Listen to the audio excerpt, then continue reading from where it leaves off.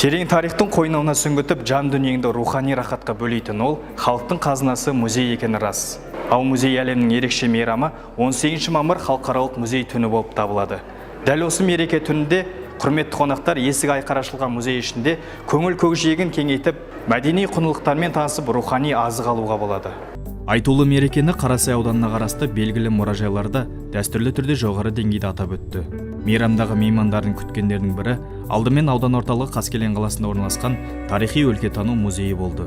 Белгілі ақын Серік Қалиев басшылық ететін бұл орталық музейдегі түнгі үн деп аталатын рухани шараны көптің көңілінен шығатындай өзгеше өткізді.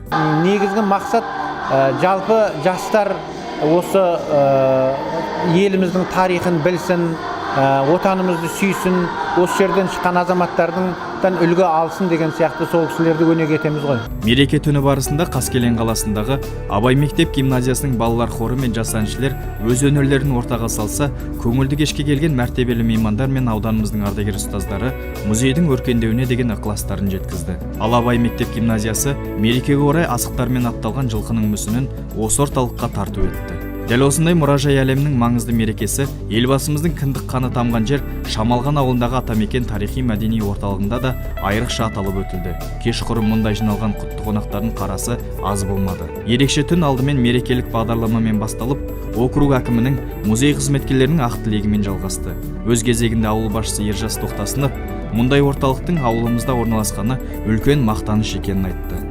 Елбасының рухани жаңғыру бағдарламасы аясында салынған бұл мұражай біздің ауылдық округымыздың бір үлкен мақтанышы деп айтуға болады.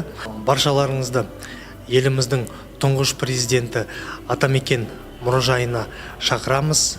Есіктеріміз сіздер үшін әрдайым ашық. Музей түнінде ұйымдастырылған шара барысында қазақ эстрада жұлдыздары мен ауданымыздың түрлі өнерпаздары өз өнерлерін тарту етіп, келген көпшілікті керемет әсерге бөледі. Мереке түнінде орталықтың екі қабатына да түрлі көрмелер қойылып, тоқыма, ағаш өңдеу қолөнершілердің жәрмеңкесі ұйымдастырылды. Сонымен қатар жапон тағамы болып табылатын сушиді дайындаудан шеберлік сабақтар өткізіліп, қылқалам өнер иесінің туындылары да көпті таңғалдырып жатты. Бүгінгі шара өте қызықты өтті деп ойлаймын. Халыққа ұнады, көңілді болды деп ойлаймын. Мереке құтты болсын. Ал музейге енді қадам басқан қонақтар экскурсия барысында елбасымыздың түрлі естеліктерімен танысып, орталықтың кинозалында түрлі бейне материалдар тамашалады. Халықаралық музей түніне орай ұйымдастырылған ауданымыздың мәдени рухани орталықтары осылайша мерекелік шараларын өз деңгейінде есте қаларлықтай өткізіп, жұртшылыққа мәдени құндылығымыздың қадір қасиетін насихаттады. Сюжетті дайындағандар Дидар Мұхамадиев және Бағдаулет Талипов.